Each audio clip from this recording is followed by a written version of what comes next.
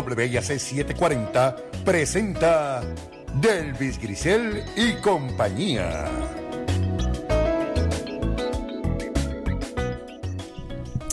Muy buenos días, soy Delvis Grisel Ortiz. Les doy la bienvenida a esta edición de Delvis Grisel y compañía. Como ustedes habrán visto en la promoción de este programa, y hoy es el Día de Internacionales, que ustedes saben que es un tema que me gusta muchísimo, porque a mí me gusta muchísimo aquí hablar de Estados Unidos y también de los temas internacionales, aparte de las otras cosas que hablo de Puerto Rico, de horticultura, de psicología, de 20,000 cosas más. Pero ¿qué pasa? Yo creo que nosotros no vivimos aislados. Como siempre digo, cuando Estados Unidos estornuda, nosotros tenemos pulmonía. Por lo tanto, me parece que siempre es muy importante nosotros ver, por la misma relación tan ligada que tenemos con ellos. Mira, ya le pegué los estornudos a Lou. Qué barbaridad. Salud, Lou. Bueno, el caso es que me gusta siempre hablar de Estados Unidos y poner todo en contexto y además mirarlos como país, a ver por dónde ellos van, qué es lo que están haciendo. Porque me parece que hay que mirarlos de lejos para entender y estar educados y mirar bien, porque eso nos toca a nosotros tomar muchas decisiones en lo que es esa relación con ellos. Por eso es bien importante, aparte del lugar que ocupan en el mundo, es muy importante ver lo que están haciendo, lo que está pasando entre ellos, lo que está pasando en esa sociedad, sobre todo también porque tenemos muchos millones de puertorriqueños que viven allí. Eso también es importante. Y las internacionales, pues nosotros, eso es algo que es bien importante saber por dónde va el mundo, porque somos parte del mundo y parte importante del mundo. Cuando yo veo las Olimpiadas y veo la cantidad siendo nosotros esta islita tan pequeña, ver la cantidad de atletas que participan y que incluso llegan a ganar medallas de oro, medallas de plata, medallas de bronce, pues es de mucho orgullo uno decir. Tú sabes la cantidad de países que nunca han ido a una Olimpiada. Y nosotros, esta islita tan pequeña, sí podemos participar. Así que esas son las razones por las cuales. Y en el día de hoy tengo un programa que me parece muy especial con una persona muy querida, que es el profesor Miguel Rivera, que se fue de Puerto Rico ya hace unos cuantos años. ¿Cuántos años, Miguel? Buenos días. Muy buenos días a todos y a todas, y muchas gracias por la invitación nuevamente. Van a ser 2 años ya. Qué barbaridad, cómo pasa el tiempo. Como ustedes si recuerdan, lo doloroso que fue para mí perder a Miguel, porque lo considero un profesional extraordinario, brillantísimo, y su aportación a este programa pues siempre ha sido muy importante. Se nos fue para Holanda, trabaja ya en una universidad, acaba de llegar a Puerto Rico de vacaciones, yo lo secuestré de inmediato, porque entonces dije, ya pasaron 2 años, pues entonces vamos a ver cómo le ha ido, vamos a ver qué ha pasado, y de paso, además de saber de él, vamos a hablar de un tema internacional que es importantísimo, que es el Nearshoring. Así que eso es un tema importante, pero antes de hablar del Nearshoring, quiero hablar con Miguel sobre lo que ha pasado con él, sobre lo que ha encontrado en Holanda, aparte de que él ha hecho unas investigaciones importantes en África. ¿Cómo le va con ese proceso de salir de Holanda y llegar a África y estar un buen tiempo allí? Cuéntame todo eso, Miguel. Bueno, primero que nada, ¿verdad? Quisiera también dejarles saber que a pesar de todos esos pesares y de esos logros y esas experiencias muy interesantes, lo interesante es que yo creo, como casi todos y todas las puertorriqueñas que estamos fuera, siempre pensamos en regresar, ¿no? Si todavía apareciera un trabajo mañana, yo regreso al otro día, ¿no? Así que desgraciadamente, que yo me imagino que no te fuiste porque querías irte. Son muchos y muchas, ¿verdad?, las que quisieran poder regresar al país y no pueden. Así que yo espero que en algún momento la situación del país permita que todos esos hijas del país puedan regresar. Digo, aparte de que el país perdió. Invertir, ¿verdad? Que nuestra capacidad intelectual pues crezca en nuestra tierra y no en tierras ajenas a las nuestras. Y que de hecho tu intelectualidad es una pérdida para la Universidad de Puerto Rico. Bueno. Es una pérdida. Que ellos no se dieron cuenta. Pero yo sé que tú no te fuiste yo creo que yo no soy una excepción, desgraciadamente. Yo creo que la Universidad de Puerto Rico pierde muchísima gente altísimamente capacitada pues por los procesos de cómo las dinámicas se dan dentro de esa universidad y obviamente el profundo descalabro económico al cual la Junta de Control Fiscal ha sometido a la Universidad de Puerto Rico, que parecería ser que tienen una agenda clarísima en tratar de destruir el primer centro docente del país, ¿no? Y vamos a hablar un poco más tarde, cuando hablemos de nearshoring, de cómo básicamente esa política nos pone en un alto nivel de de desventaja en comparación con otros países de la región que sí han avanzado en su desarrollo académico y por tanto son destinos mucho más atractivos hoy de lo que somos nosotros. Uh-huh. Bueno, mi experiencia en Holanda ha sido mixta, por decirlo de alguna forma, ¿no? Yo estoy en una universidad de un país muy rico y por tanto una universidad muy rica con muchas facilidades que, ¿verdad?, son poco comparables con las facilidades que tenemos aquí en la Universidad de Puerto Rico. Y departamentos pues mucho más grandes y más nutridos. Entonces en ese sentido, ¿verdad?, pues fue regresar, por decirlo de alguna forma, pues ese espacio, digamos, del primer mundo, ¿no? donde la educación todavía es una prioridad a ciertos niveles y por tanto hay una inversión bastante sostenida para que las instituciones de educación superior se mantengan. Digo resuelo, ¿verdad? Yo estuve 8 años en Inglaterra antes de regresar a Puerto Rico. Así que en ese sentido, pues fue interesante, en cierta forma un poco acogedor, ¿verdad? Porque la infraestructura del UPR pues está sumamente terrible. Claro está, la Europa que yo regreso ahora y la Europa que yo dejé en el 2014, 2015 cuando regresé, son dos Europas completamente distintas y eso es importante enfatizarlo, ¿no? La Europa que yo dejé, si bien era una Europa ya entrando en crisis, todavía quedaba algo de la estructura socialdemócrata, ¿verdad?, que distinguió en cierta forma a las economías de Europa Occidental durante el periodo de la posguerra de los Estados Unidos, donde había cierto desarrollo de los estados de bienestar europeos. Si bien todo eso estaba en crisis, todavía existía, todavía estaba ahí. Y el planteamiento de que las principales fuerzas políticas del continente fueran la ultraderecha todavía no estaba sobre la mesa. Yo creo que la Europa que yo regreso es una Europa completamente neoliberalizada, es una Europa donde la ultraderecha parece ser la principal fuerza política del país y donde en cierta forma ese sedimento histórico que llevó a Europa occidental a colonizar el mundo, a esclavizar a los africanos y en cierta forma montar su desarrollo sobre obviamente el colonialismo y el imperialismo y por tanto todas las nociones culturales, ideológicas e intelectuales que posicionaban a Europa por encima del resto civilizatoriamente de los otros seres humanos del mundo, en cierta forma está implosionando dentro de estas tendencias de ultraderecha, lo cual en cierta forma, para serles completamente honesto, no tiene ningún sustento más allá del hecho de que las poblaciones europeas se están enfrentando ahora, incluso en países tan ricos como Países Bajos, los sectores trabajadores y los sectores más empobrecidos están sintiendo, ¿verdad?, una presión muy fuerte en términos del desmantelamiento del estado de bienestar, en términos de la privatización de todos los servicios y en términos de cómo el mercado se ha transformado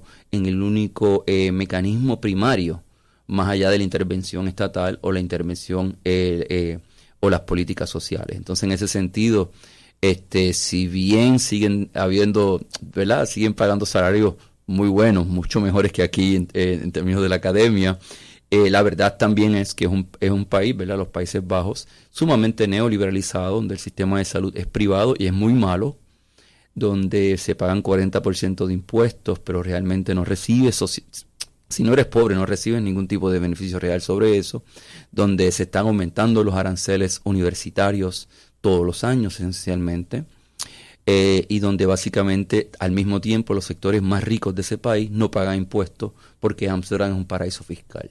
Entonces, en cierta forma, los capitales dominantes, básicamente, que es el capital financiero, junto con el complejo de bienes raíces y los sectores básicamente vinculados al agro, son los sectores dominantes dentro de la economía.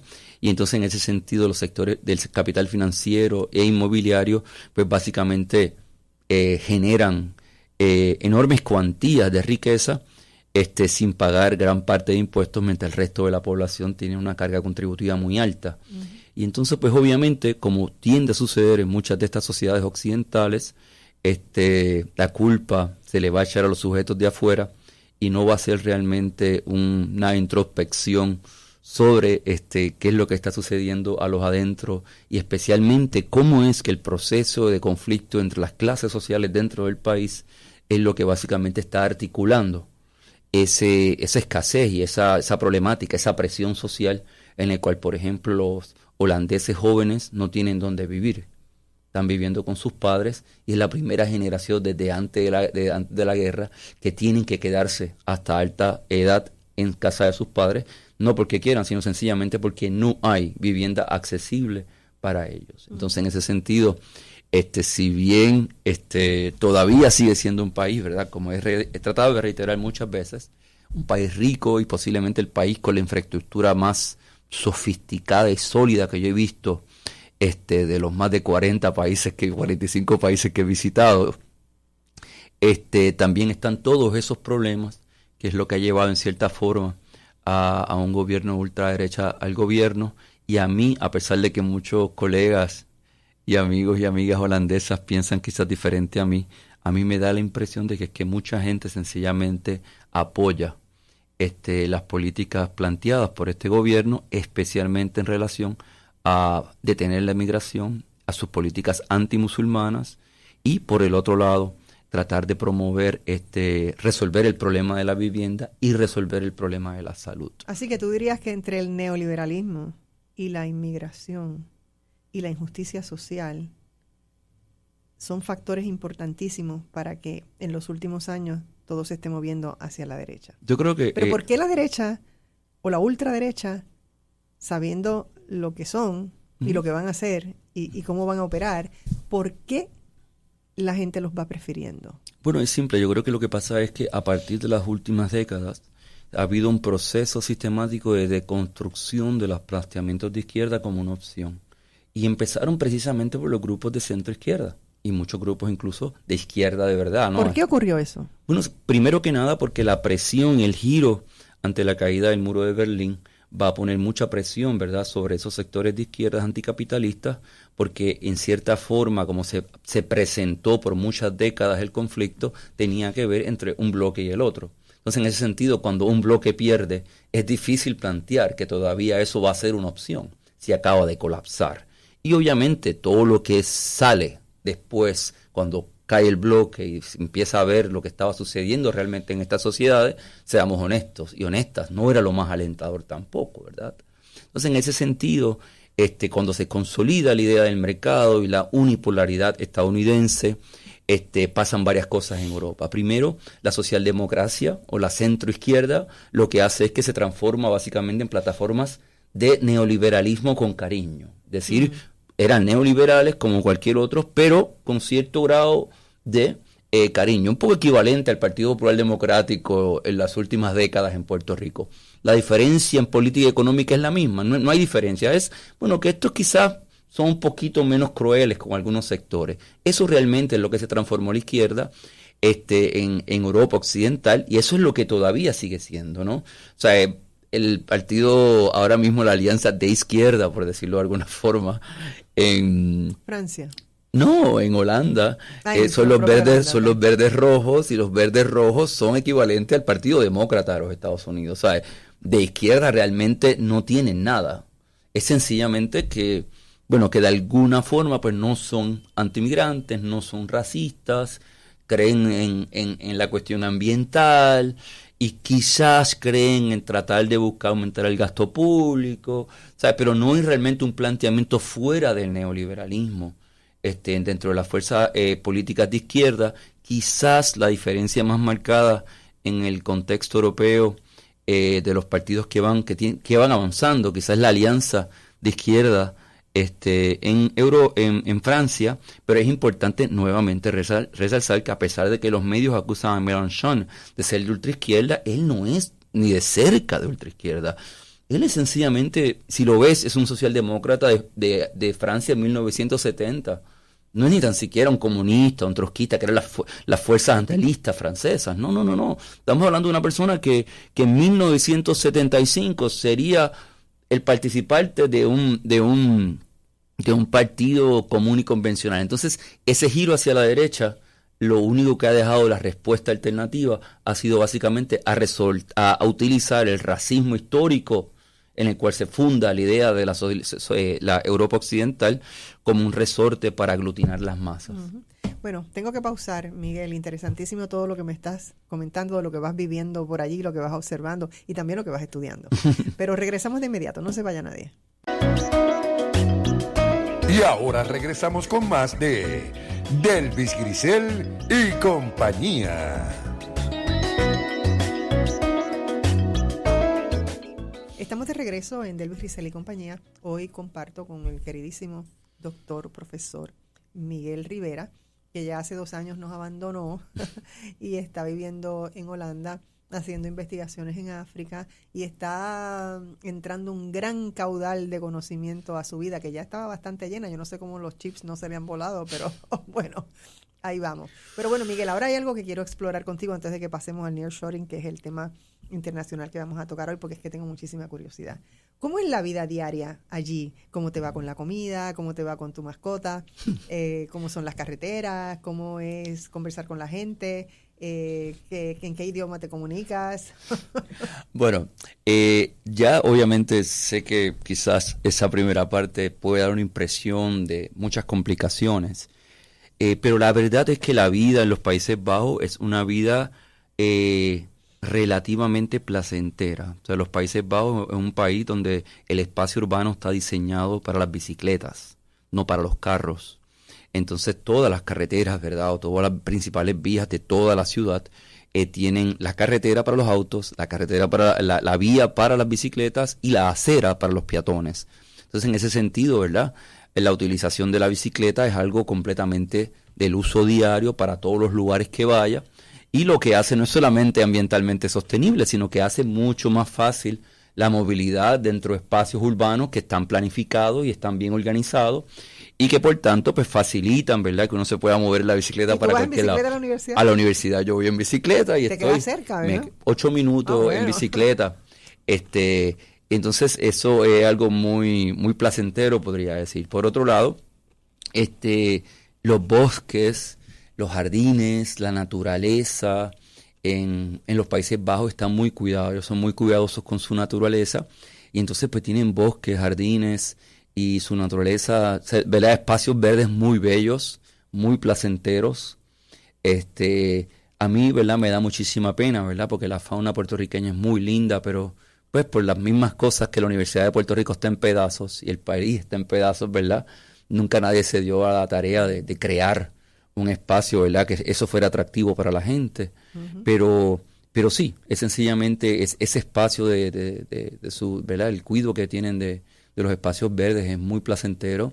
La infraestructura es ultra avanzada, o sea, allí no hay un boquete nunca en la carretera, no hay basura, no hay nada, o sea, los pastos se podan casi cada 2 semanas en las calles.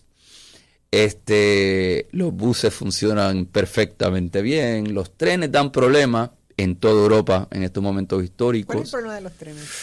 Bueno, es que sencillamente después de que se privatizaron tienen que recordar que básicamente, como el caso de Luma aquí en Puerto Rico, estas son empresas para sacar provecho, sacar beneficio, no para proveer un servicio. Por tanto, si tengo que cambiar las rutas, si tengo que alterar las vías, si tengo que usar unas vías y no otras porque esas otras vías habría que arreglarlas, o por ejemplo siempre culpamos al sindicato por cualquier problema que surge. O sea que en ese sentido no hay diferencia, ¿verdad? En una sociedad donde todo se ha privatizado, pues eso está ahí. Claro, los trenes siguen siendo públicos allá, pero recuerden, sigue habiendo un problema real de que el Estado cada vez se achica más y donde realmente en toda Europa en general ya esa abundancia fiscal que existió por décadas y décadas, ¿no? Inclusive tú vas a un país, nosotros vivimos en la frontera con Alemania, ¿no? Así que vamos a Alemania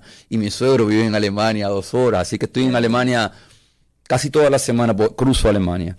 Y los trenes en Alemania son una pesadilla, en Alemania. O sea, si tú quieres saber de un país donde la gente es organizada y puntual, es Alemania. Y ya no es así, porque esa Europa que yo dejé hace 10 años atrás ya no existe.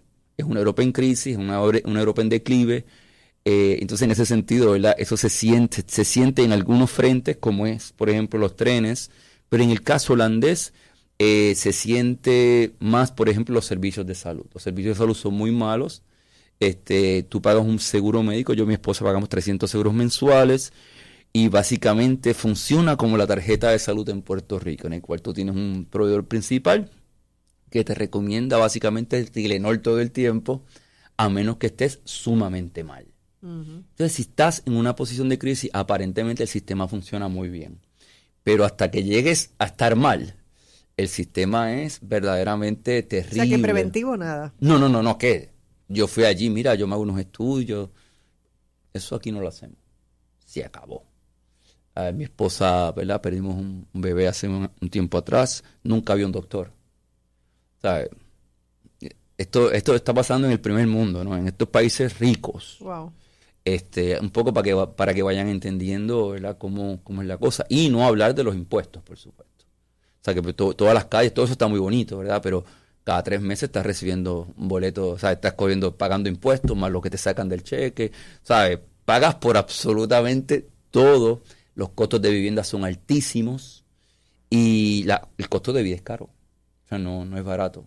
O sea, no es barato. Ayer fui al supermercado en Santurce, unas cuantas boberías, $60. En Holanda hubieran sido 50 y pico de euros. O sea, está carísimo. Así que en ese sentido, ¿verdad?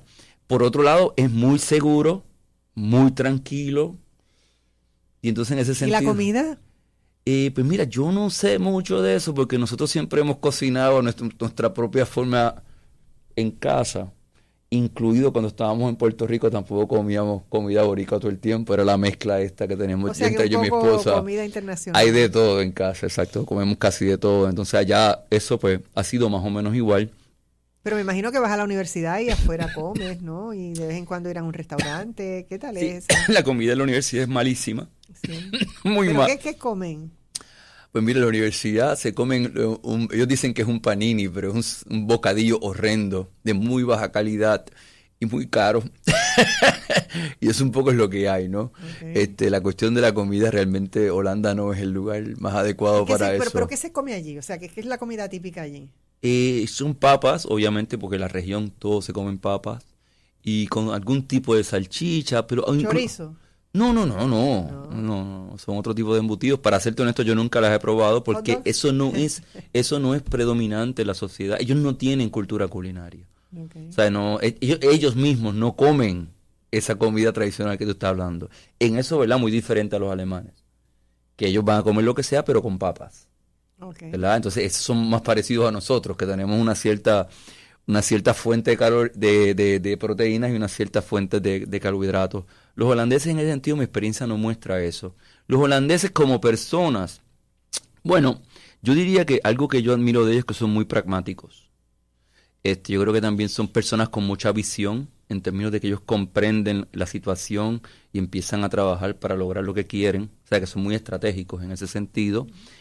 Son muy creativos comunicando lo que quieren decir. Quiero decir creativo es que tú puedes ver una promoción holandesa y la realidad de esa promoción es completamente distinta de la realidad, pero son unos reyes cuando vienen al mercadeo. Son muy hábiles en eso, en venderte una idea que realmente no es del todo lo que es. Y yo creo que, si tú me preguntaras a mí, eso es Holanda hoy. Holanda es un país que da la impresión de ser un país progresista, liberal, y esa Holanda es la Holanda de los 80, de los 90, quizá de la parte baja de los 2000, pero la Holanda de los últimos 20 años es una Holanda neoliberal. Es una Holanda que el incremento del racismo es abierto y rampante. Entonces, esa Holanda liberal no existe, esa Holanda progresista existe en la mente de algunos, pero realmente lo que yo he sido vivido en ese país, eso no es lo que yo he visto, eso no ha sido mi experiencia incluso en los espacios universitarios.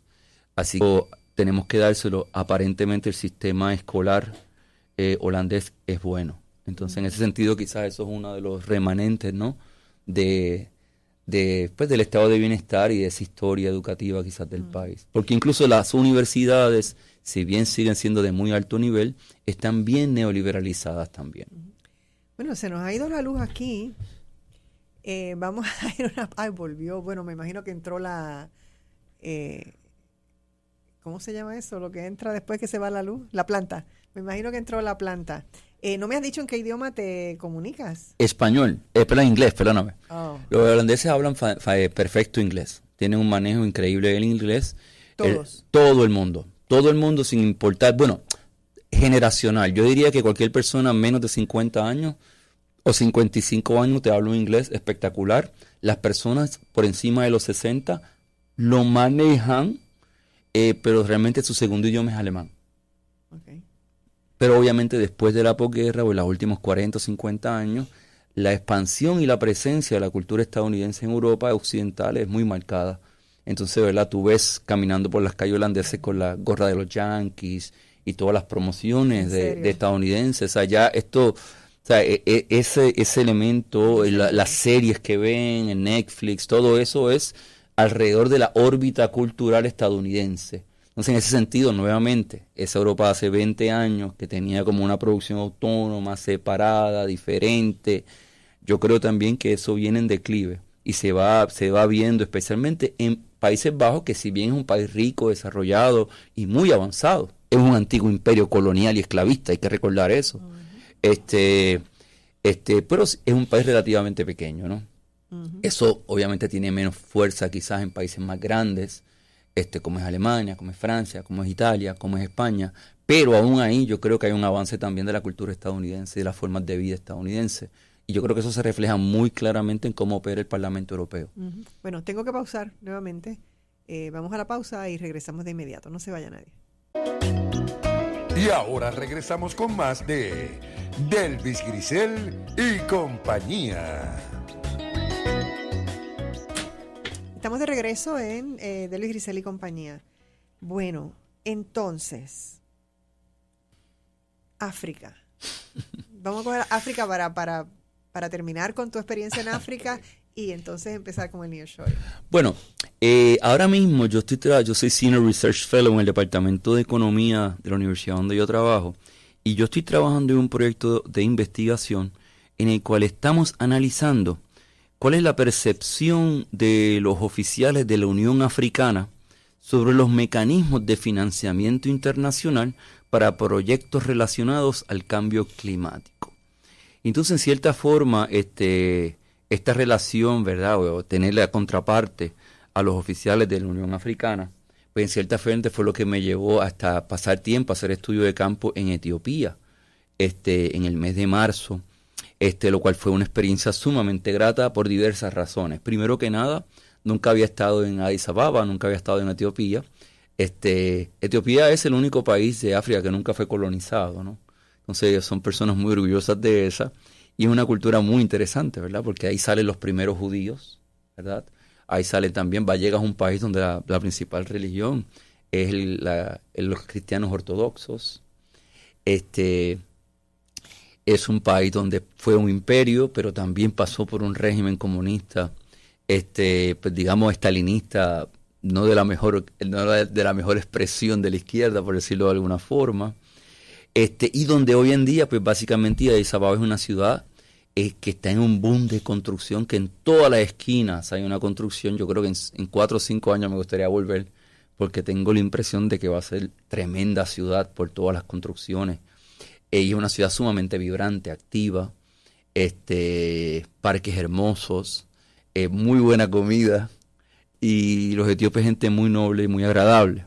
Tú dices buena comida y te llegan a las orejas la sonrisa. Muy buena comida. ¿Cuál es el recuerdo? ¿Qué es lo mejor que te comiste allí? Bueno, lo que pasa es que ellos tienen una comida que yo no conozco muy bien cómo explicarla, pero es como así como unas bandejas con distintos majados de vegetales, o puede ser vinculado con carne y especias, y eso tú lo comes con una cierta masa de trigo, pero sabe delicioso. Entonces yo me lo disfruté mucho cuando estuve por allí. Y nada, el proyecto de investigación, pues básicamente lo que hicimos fue, entre lo que yo hice, parte de lo que hice allá, fue entrevistar básicamente a las personas que son encargados de división de distintas secciones o distintas fracciones, básicamente departamentos de la Unión Africana. La Unión Africana juega un papel más de asesoría, este cuerpo técnico, en el cual básicamente cuando los países, por un lado está el cuerpo político, ¿no?, que es la asamblea de la Unión Africana, y por el otro lado se encuentra pues el componente técnico, que lo que hacen es darle asesoría primero los países miembros o básicamente darle cuerpo de implementación de política pública a los proyectos continentales que se están impulsando. Entonces hablé, básicamente tuve el acceso a poder hablar con jefes y jefas de distintas divisiones que fueron básicamente de desarrollo económico e industrialización, del manejo de recursos acuíferos o economía azul, elementos de economía agraria, economía minera, asuntos vinculados a la seguridad, la división explícitamente de cambio climático, la división de justicia transnacional, y así básicamente ir entrevistando a la división de energía, y entonces ir entrevistando distintos cuerpos, básicamente personal técnico de esas divisiones, básicamente tratando de entender tres ejes fundamentales. Por un lado, cuáles son las barreras para que los países africanos tengan acceso a este financiamiento internacional para proyectos de cambio climático. Segundo, hasta qué punto ellos como africanos entendían que las nociones de justicia global se estaban implementando en estos proyectos, o hasta qué punto África nuevamente estaba siendo sencillamente explotada por el occidente, o básicamente no ha sido justamente compensada por haber sido dilapidada por los países occidentales por siglos. Y el tercer componente, básicamente cómo ellos percibían, qué oportunidades ellos ven para África en el contexto de la transición hacia una economía verde, o la energización o la electrificación energética, especialmente del transporte en Europa Occidental, China y Estados Unidos. Entonces básicamente son los tres ejes de la investigación, que obviamente esa información pues se va a triangular con otras revisiones de información de... Bueno, y vendrán unos cuantos libros. Pues no sabemos todavía. Yo creo que seguro vendrán 2 artículos. Y yo de momento. Y yo creo que el libro dependerá si cuando termine el contrato tengo una plaza o no.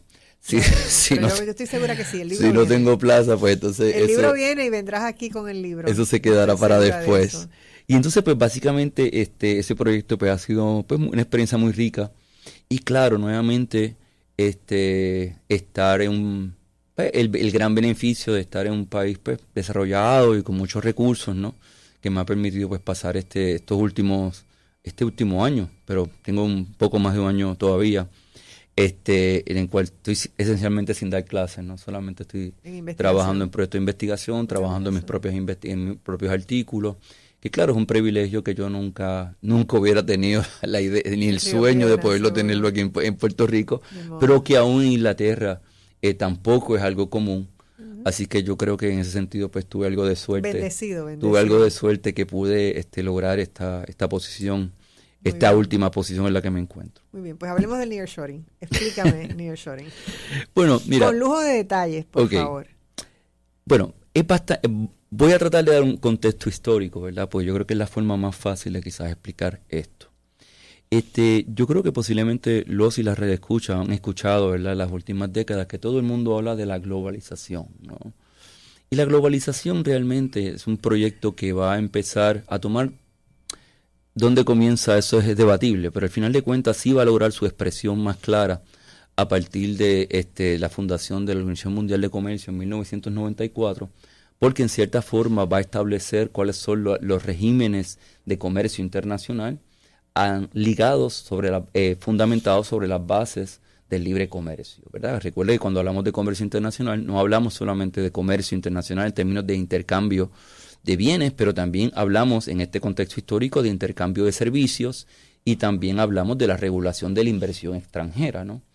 Y esto básicamente toma un carácter de libre mercado a partir de 1990, porque entre 1945 y ese periodo histórico, pues todo eso estaba muy regulado, ¿no? La regulación, la inversión extranjera estaba muy regulada, el comercio internacional siempre tuvo cierto grado de proteccionismo mediante aranceles comerciales sobre distintas políticas, la utilización de políticas industriales, de que países básicamente utilizaban distintos instrumentos de política pública para promover, por ejemplo, la industrialización y la economía nacional. Pero a partir de 1994 eso va a ir cambiando y todo el mundo básicamente va a ir dirigiendo a la idea del libre mercado, y es en este contexto que países como China van o por ejemplo China, África del Sur, India, Brasil, si se fijan, todos países de poblaciones relativamente altas, grandes y con recursos también, van a tomar ventaja de este proceso de liberalización porque se van a construir, se van a transformar en plantas, bases importantes de producción industrial. ¿Por qué? Bueno, es simple. Hay elementos de que ya no hay barreras arancelarias en la misma forma que existían antes, ya no hay restricciones a la inversión como había antes, ya el sistema financiero no está regulado de las bases nacionales en la misma forma que estaba antes, o sea que las empresas transnacionales podían ir a invertir a estos países sin muchas restricciones y obviamente producir más barato para poder importar productos más baratos para los mercados de consumo que en el mundo hoy y siguen siendo la Unión Europea, Estados Unidos y China. En este proceso se va a transformar en un gran mercado de consumo. Un poco para que los y las redescuchas entiendan, el 66-67% de todos los productos que se consumen en este planeta se consumen en Estados Unidos, la Unión Europea 27% y China. O sea, estamos hablando de menos de 30 países en un mar de 220, 210 países que existen. Consume el 66% de todos los bienes que se generan. Un poco para que vayan también entendiendo, ¿verdad? Cuando hablamos de la crisis climática, es una crisis de consumo de ciertas sociedades, ¿no? Lo que está generando esta crisis climática, pero este no es el tema que estamos abordando hoy. Entonces, ¿qué pasa? Lo importante en cuanto a esto es que cuando se da toda esa expansión de la liberalización comercial y básicamente, especialmente en el caso de China, se empieza a transformar en un país industrial y se empieza poco a poco a ir transformando a lo largo de las últimas 2 o 3 décadas en una de las principales economías mundiales, van a desarrollarse unas cadenas, lo que se conoce como cadenas globales de valor, en el cual básicamente la producción internacional manufacturera va a estar dividida en distintas bases, en distintos puestos del mundo. O sea, por ejemplo, pues un producto, cualquier producto, podía tener piezas que vienen de 10 países distintos. Y claro, y eso es una complicación. Estuvo perfectamente bien hasta la pandemia. Eso todo funcionó relativamente estable hasta la pandemia. La razón por qué esto funcionaba es porque reducía costos. Reducía costos y eso nos permitía a nosotros en los mercados de consumo pues comprar teléfonos celulares, automóviles y todos nuestros bienes de consumo relativamente baratos. Y por tanto, ¿verdad? Eso funcionaba de alguna forma, a pesar de que es un gran depredador ambiental, de que muchas veces esto se fundamenta en abusos laborales y ambientales en los países en vías de desarrollo, pero bueno, ese era básicamente el sistema productivo internacional el cual estaba funcionando. ¿Qué pasa? Después de la pandemia, y especialmente no solamente después de la pandemia, sino también después del el gobierno de Donald Trump, digo el primer gobierno, pero se me zafó esa. Se te zafó. Después de el gobierno de Donald Trump empieza básicamente ciertos conflictos comerciales del cual los Estados Unidos empieza a imponer aranceles a las importaciones chinas. Eso dentro de los reglamentos de la Organización Mundial de Comercio y dentro del paradigma comercial dominante de los 90 hacia adelante, no era lo que se hacía. Lo que se quería promover era el libre mercado, el libre flujo de mercancías. Pero claro, Donald Trump básicamente va en cierta forma a darle expresión a la preocupación de algunos capitalistas estadounidenses y también europeos del crecimiento económico de China y el dominio económico que China está alcanzando. Así que es importante recordar que históricamente los países occidentales siempre han querido libre comercio con de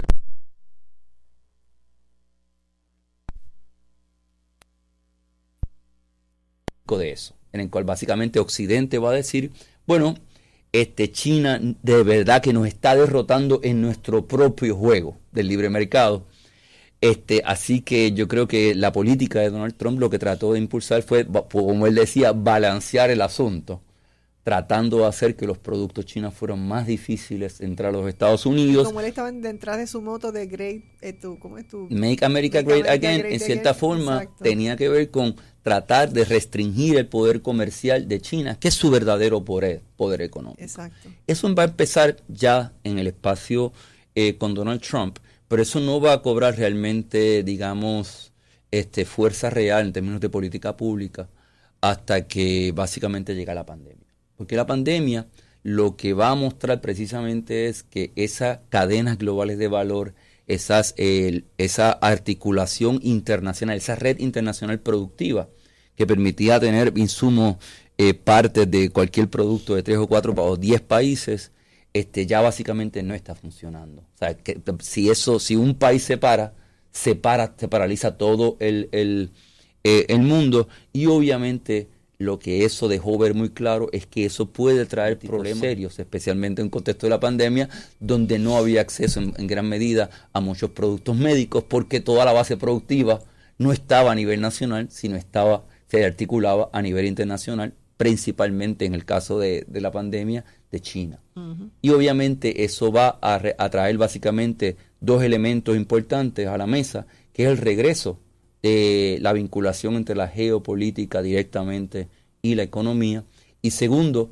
cómo básicamente después del fin de la pandemia, Europa Occidental y Estados Unidos van a tratar de utilizar la transición hacia una economía verde y ambiental y más orientada a la sustentabilidad como un mecanismo de proteccionismo económico bajo, ¿verdad?, el banner muy grande de nearshoring. Así que esto es un juego de ajedrez interesantísimo. Tengo que pausar, regresamos de inmediato. Y ahora regresamos con más de Delvis Grisel y compañía. Bueno, estamos de regreso ya en el segmento final, aquí luchando con la luz, que ha estado yendo y viniendo todo el programa. Pero bueno, como ya nos queda poco tiempo, Miguel, entonces el nearshoring, ¿a quién favorece y a quién no? Ok, el nearshoring básicamente es una política de Estados Unidos principalmente, tratando entonces de que gran parte de algunas componentes de la base manufacturera que se encuentra en Asia regrese o se coloque en países amigables a los Estados Unidos o más cerca. Primero comenzó como nearshoring. Recientemente la política es friendshoring, básicamente países amigables a los Estados Unidos o más cerca de los Estados Unidos, para que los Estados Unidos y sus productores pues tengan más control sobre esa base industrial. Entonces parte de esa política de atracción y de relocalización es obviamente ofrecerle incentivos a las empresas para que básicamente vengan y se relocalicen más cercanamente. Es interesante, ¿no? Porque yo estando en Holanda leí un artículo, una respuesta del secretario de Desarrollo Económico de Puerto Rico, el señor Sidre, diciendo que no podía creer que iban a abrir una fábrica de microprocesadores en Costa Rica y que no habían considerado a Puerto Rico porque Puerto Rico era un territorio no incorporado. Y eso lo que nos deja saber es que desgraciadamente el secretario de Desarrollo Económico de nuestro país no comprende lo que está sucediendo en la economía global y no entiende que eso no le representa ningún tipo de beneficio a las empresas transnacionales hoy día. Básicamente Puerto Rico era beneficioso para las empresas transnacionales porque entre 1945 y 1994 básicamente la economía estaba regida global en un sistema internacional sobre las bases de comercio y proteccionismo económico. Y en Puerto Rico ellos podían tener el libre mercado que les diera la gana, porque esto era una colonia, y primero los capitalistas puertorriqueños no tienen interés alguno en tener desarrollo autóctono propio y desarrollo económico e industrial en el país. Pues entonces se hizo dependientemente del capital extranjero. Lo interesante es que mientras todas estas locuras están pasando en Puerto Rico en las últimas décadas, todos estos países de la región han estado haciendo las cosas muy bien y sus sistemas educativos han ido expandiendo cada vez más. Han creado una base de innovación, de tecnología, de conocimiento. Tienen básicamente los mismos beneficios contributivos que pueden tener aquí. Pueden tener infraestructura en muchos casos mucho mejor que la que tenemos en Puerto Rico o comparable con costos laborales relativamente más bajos. Es importante decir algo. Si bien los costos laborales son relativamente más bajos, para el tipo de producción que se va a repatriar, por decirlo de alguna forma, los costos laborales todavía van a ser mucho más bajos que en los Estados Unidos. Así que en ese sentido, ese no es el elemento fundamental. Por ejemplo, muchas de las 936 se quedaron en Puerto Rico sin importar. ¿Por qué? Porque la base industrial y el conocimiento y las redes se encuentran ahí.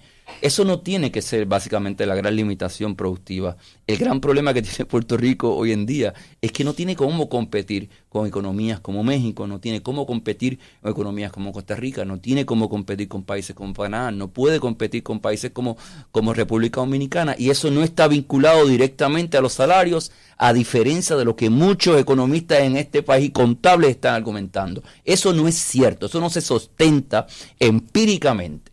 Los países de mayor tasa de industrialización, yo vivo en Países Bajos, yo vivo en Alemania, son países de altos salarios. Pero ¿qué pasa? La mano de obra es productiva, y eso es lo que realmente importa. Y ese es precisamente lo que los asesores económicos de nuestro país, en nuestro país, han cobrado mucho dinero en consultorías, pero no ofrecen ningún tipo de opción para que este país de alguna forma pueda otra vez a reactivarse económicamente. Entonces, en el sentido, el nearshoring ofrece un campo interesante de posibilidades para que, por ejemplo, se recomponga la economía del país de alguna forma, pero sencillamente yo creo que lo que no hay es la capacidad intelectual en el liderato del país, o la voluntad política, o el interés de los asesores de, en vez de saquear el erario con contratos, tratar de dar un consejo serio, y si no saben, sencillamente no coger los contratos, ubicarse en el espacio global y tratar de ver realmente cómo recomponer la competitividad de Puerto Rico de cara al mundo. Bueno, aquí hay un intento con República Dominicana, ¿no? República Dominicana está haciendo su asignación hace 2 décadas, y por eso es que hoy aquí se va la luz todos los días y en República Dominicana no. Sí, que ya pasaron por eso. Nosotros ahora, yo oigo mucha gente decir, no, si estamos como estaba la República Dominicana. Esa es la gran diferencia, que nosotros desgraciadamente se avanzó mucho en cierto momento histórico y ahora mismo estamos en un retroceso, en el cual básicamente cada vez más básicamente vamos cayéndonos más atrás en comparación con los países de la región, y donde parecería ser que la única política económica de los rojos y de los azules ha sido básicamente que esto se resuelve con más fondos federales. Pero lo que pasa es que con más fondos federales no se crea un modelo económico en el país. Eso no es un modelo económico. Entonces, los estadounidenses nos dieron la oportunidad entre 1996 al 2006 de una transición a otro modelo económico, y lo único que se le ocurrió a los genios de aquí fue atraer a estos inversores a Puerto Rico a pagar 4% bajo la ley 20 y 22, después ahora la ley 60, y que básicamente están dejando incluso a los puertorriqueños y las puertorriqueñas sin tener donde vivir, porque básicamente los capitales de inversión especulativa están sacando a los puertorriqueños y las puertorriqueñas del mercado de vivienda y sencillamente expulsando a la gente del país. Eso es la gran propuesta económica de los genios que han gobernado nuestro país los últimos 20 años. Puerto Rico sin puertorriqueños. Se me ha terminado el tiempo, Miguel. Estoy muy agradecida de que estés aquí y te voy a volver a raptar, porque esta no va a ser la única vez. Antes voy a andar ahí detrás, persiguiéndote para que regreses antes de regresarte a Holanda. Bueno, y antes, en estos últimos 2 minutos, sí, es que hemos perdido una persona muy querida, una periodista importantísima, que nos ha dejado un legado enorme. Se nos ha ido Nacha Rivera, que estuvo muchos años, de hecho, en esta estación, una queridísima colega, una periodista con una voz hermosa, con una inteligencia y una sensibilidad muy, pero que muy especial. Nacha, siempre vas a estar en nuestros corazones. Mis más sentidas condolencias a tu hijo Efrencito, tan querido para mí, y él lo sabe. Así que, Nacha, como la vida es eterna y mientras te tengamos en nuestros corazones, tú nunca vas a desaparecer, y así va a ser, porque son muchísimas las lecciones que nos dejaste. Yo particularmente siempre fui bien fanática tuya, porque yo creo que desde antes de ser periodista ya te conocía a través de un programa hermoso que tuviste en la radio, y le hablo porque pienso que me escucha, desde luego, aunque ya no está con nosotros. Y esa sensibilidad, esa belleza de expresión que tenía Nacha, fue sencillamente una periodista muy, pero que muy especial, y eso solo como periodista. Como ser humano realmente también fue excepcional. Mis condolencias también a Damaris Suárez y su hijo, porque eran comadres. Ella era la madrina del hijo de Damaris Suárez. Así que estamos todos en shock por esta pérdida de Nacha Rivera. Y bueno, Nacha, hasta siempre, hasta siempre. siempre te vamos a recordar y siempre te vamos a querer. Y mis condolencias a toda la familia. Se nos ha terminado el tiempo ya. Muchas gracias a Lou Rodríguez, nuestra directora técnica de hoy. Y a ustedes, amigos, muchísimas gracias por escucharnos. Que tengan un día maravilloso y que todo lo bueno les persiga. Gracias, Miguel, por estar aquí. Gracias a ti por la invitación.